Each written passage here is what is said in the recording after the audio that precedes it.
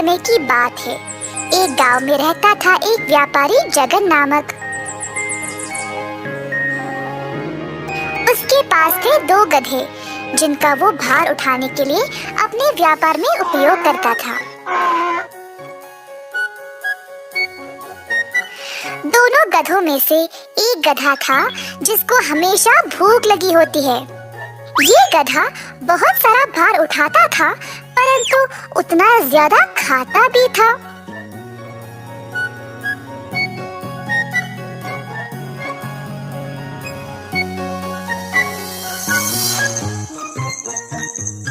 शाम को इस गधे को बहुत कुछ खिलाना पड़ता था, नहीं तो गधा चुप नहीं रहता।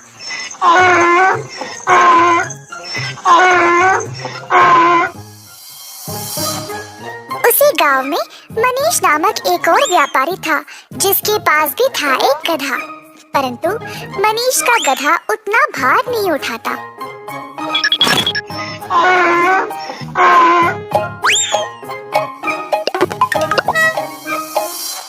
एक दिन दोनों व्यापारी एक पेड़ के पास एक दूसरे से टकरा गए। जगन भाई, तुम भाग्यशाली हो, तुम्हारा गधा कितना सारा भार उठाता है। मेरे वाले को देखो, किसी काम के लायक नहीं है, ज्यादा भार उठाता ही नहीं।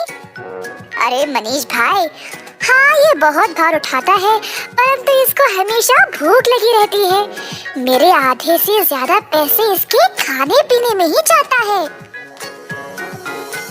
दोनों ने कुछ समय तक बातचीत की और फिर अपने अपने रास्ते चले गए।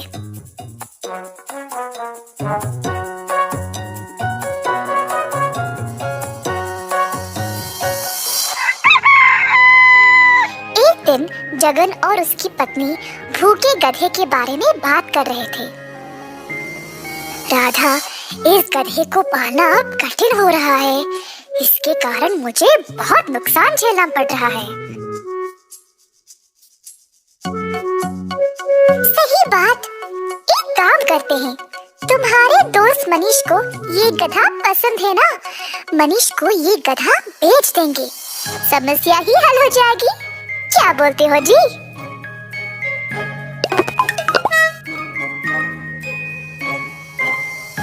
जगन अपना गधा मनीष के पास ले गया।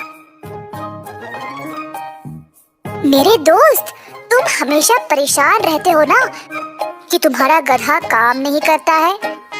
मैं तुम्हारी सहायता करूंगा। मेरे पास एक और गधा है, तुम इसको ले लो।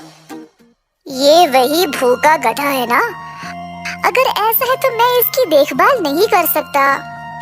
अरे नहीं नहीं, ये दूसरा है। ये देखो, इसके सिर पर ये वाला निशान भी है। मनीष ने पूरी तरह गधे को जांचा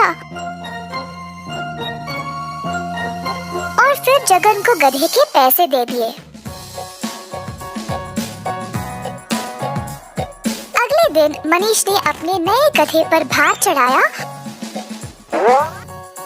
और चलने को कहा, परंतु ये गधा थोड़ा सा भी नहीं हिला। मनीष ने उसको पीछे से ढकेलने की कोशिश की।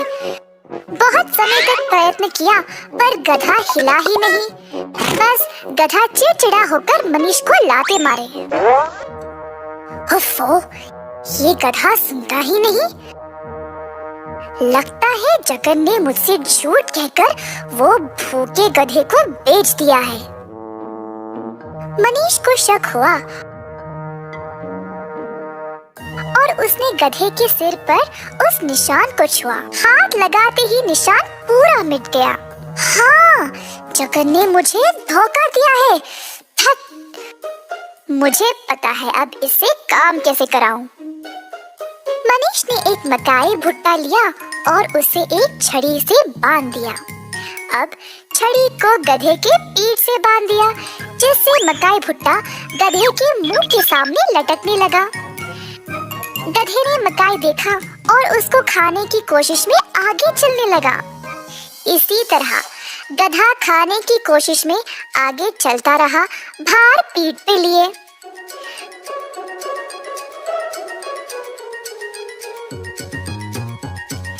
कुछ दिनों में ही अपनी बुद्धिमानी से मनीष ने खूब धन कमाया और समाज में बड़ा नाम। जब जगन ने मनीष को देखा तो वह उससे ईर्ष्या करने लगा और खुद से खफा था कि ये विचार उसने पहले क्यों नहीं सोचा। कई साल पहले की बात है।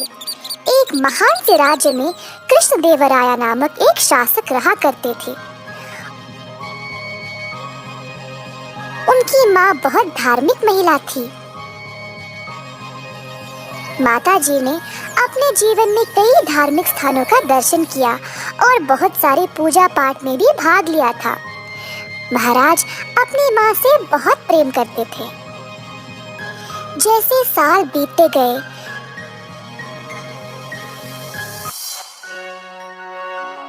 महाराज की माँ बीमार पड़ गई। महाराज ने राज्य के सबसे अच्छे चिकित्सकों को बुलाया,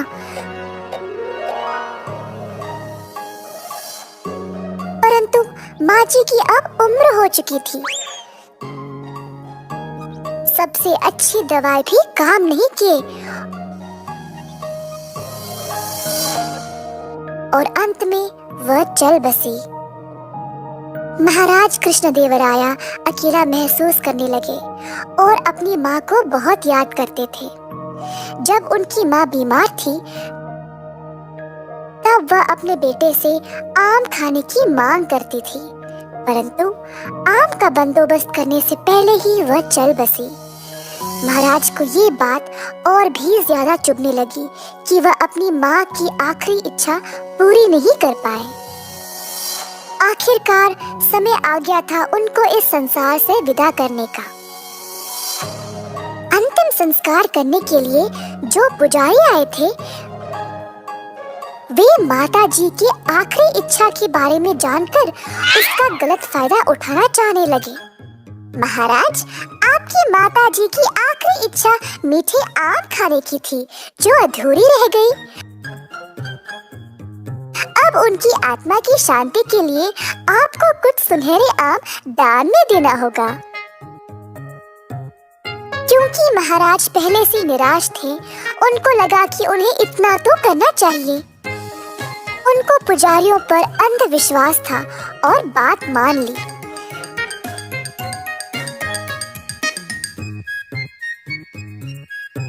राजा ने 10 सुनहरे आमों का प्रबंध किया और पुजारियों को दान में दे दिया।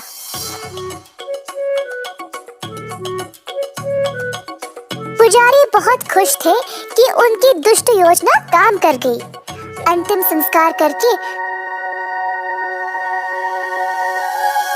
सोने के आम लेकर अपने अपने घर वापस चले गए। हालांकि महाराज के सेवक बुद्धिमान रामदास ने देखा कि क्या हुआ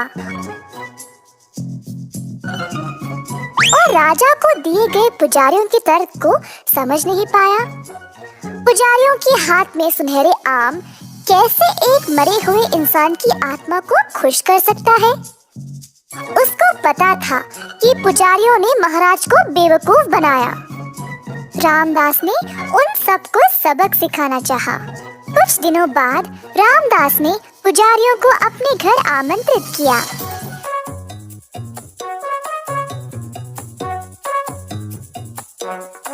वह बोला, मेरी मैया कुछ दिन पहले चल बसी। मुझे लगता है उनकी आत्मा को शांति नहीं मिली। उनके अंतिम दिनों में वह चाहती थी कि मैं उसके सिर पर गरम लोहे की छड़ी से मारूं, परंतु मैं ऐसा नहीं कर पाया और फिर वह चल बसी। अब जैसे आप लोगों ने राजा को सुनहरे आम दान में देने का सुझाव दिया, वैसे ही मुझे भी अपनी माँ की आत्मा की शांति के लिए ऐसा ही कुछ करना पड़ेगा, है ना? मुझे आप सबको गरम लोहे की छड़ी से मारना पड़ेगा अपनी माँ के लिए। ऐसा कहकर रामदास ने एक गरम लोहे की छड़ी की ओर दिखाया जो उसका नौकर पकड़ा हुआ था। सारे पुजारी भयभीत हो गए। रामदास के कदमों पर गिरकर दया की भीख मांगने लगे। रामदास ने सबको वो सुनहरे आम वापस करने को कहा और दया की की भीख महाराज से मांगने को बोला। अतः अगले दिन महाराज को सारे सुनहरे आम वापस मिल गए और लालची पुजारियों ने सबक सीखा। एक बार फिर रामदास को उसकी सतर्कता और समझदारी के लिए प्रशंसा मिली। जादुई पेड़। एक समय की बात है, एक छोटे से गांव में रहते थे 3 भोले भाई, राम, गोपाल और रवि। एक बार उन्होंने जंगल के बीचों बीच एक अजीब सा पेड़ देखा। उनको समझ नहीं आया कि यह है क्या।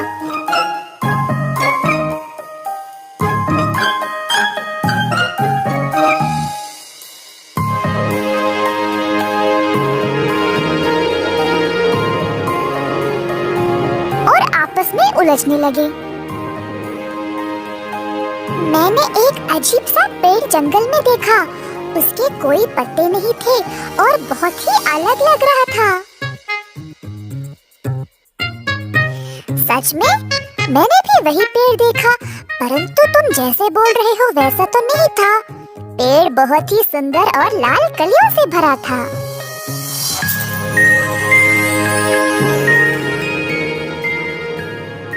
ये कैसे संभव है? तुम जंगल के बीचों बीच वाले पेड़ के बारे में ही बात कर रहे हो ना? लगता है तुमने कोई अलग पेड़ देखा होगा। हाँ भाई, मैं वही जंगल के बीच वाले पेड़ के बारे में बात कर रहा हूँ। हाँ, वो कोई जादुई पेड़ लगता है। जब मैंने देखा तो वह हरे पत्तों से भरा था और कोई फूल भी नहीं थे। तीनों भाई इस बात पर झगड़ा करने लगे।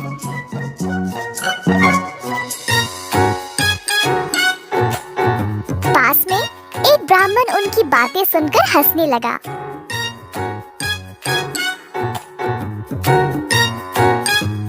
ओ मेरे भोले बच्चों, वो कोई जादुई पेड़ नहीं है, उसको बोलते हैं लाल कलियों का पेड़।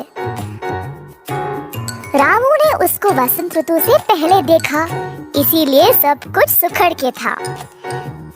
रवि ने उस पेड़ को वसंत के मौसम में देखा, इसीलिए पेड़ में लाल लाल कलियां खिले हुए थे। और गोपाल, तुमने इस पेड़ को वसंत के बाद देखा, इसीलिए पेड़ में सिर्फ हरे पत्ते थे और तब तक सारे फूल भी झड़ गए। तुम तीनों ने अलग अलग समय पर इस पेड़ को देखा, इसीलिए सोचा कि यह एक जादुई पेड़ है, परंतु है नहीं। इस प्रकार ब्राह्मण ने उन मासूम लड़कों को ये बात समझाई।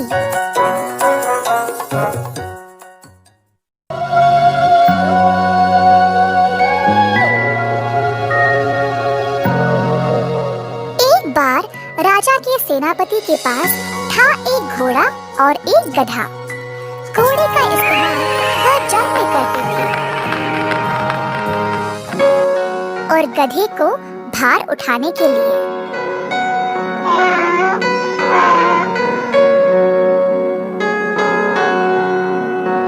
सेनापति घोड़े की अच्छी देखरेख करते थे,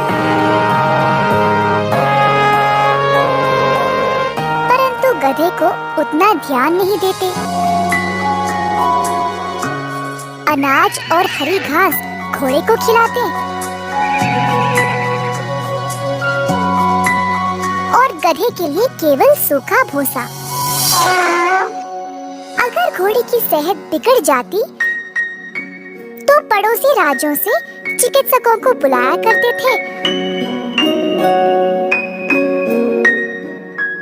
परंतु अगर गधे को कुछ भी होता तो उसकी ओर देखते भी नहीं। क्योंकि सेनापति घोड़े को इतना भाव देते थे, घोड़ा घमंडी बन गया और गधे को नीची नजर से देखने लगा।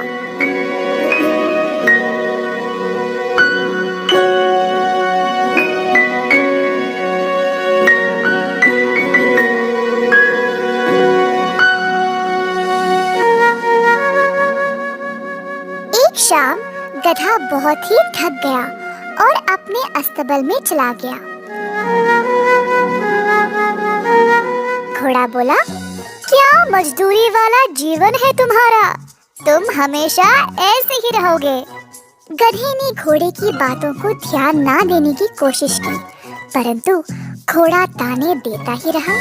हम दोनों का जीवन अगर मैं तोलूं तो तुमसे ज्यादा अच्छा काम मैं ही करता हूँ। सेनापति जी मेरा कितना अच्छा ध्यान रखते हैं और तुमको तो देखते भी नहीं। थका हुआ गधा बस चुपचाप घोड़े की बातें सुन रहा था। अगली शाम रोज की तरह गधा फिर से अपने अस्तबल में आ बैठा। घोड़ा फिर से ताने देना शुरू किया। आज मैं सेनापति जी के साथ महाराज के खेल के मैदान पर गया। तुमने क्या किया? मैं वन में गया और लकड़ी वापस ले आया।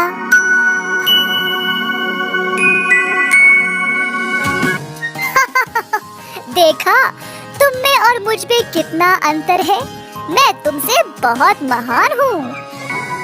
गधे ने सोचा, कोई फायदा नहीं, दिन पे दिन ये घोड़ा मेरा अपमान किए जा रहा है। किसी दिन इसको सबक सिखाना ही पड़ेगा। गधा चुपचाप ही रहा। कुछ समय बाद पड़ोसी राज्यों के साथ सुलह हो गई थी और अब जंग की आवश्यकता नहीं थी। इसी कारण अब सेनापति को घोड़े की भी जरूरत नहीं रही और घोड़े से भी अब उनका ध्यान हटने लगा। अब जंग के घोड़े को भी भार उठाने का काम पर लगा दिया।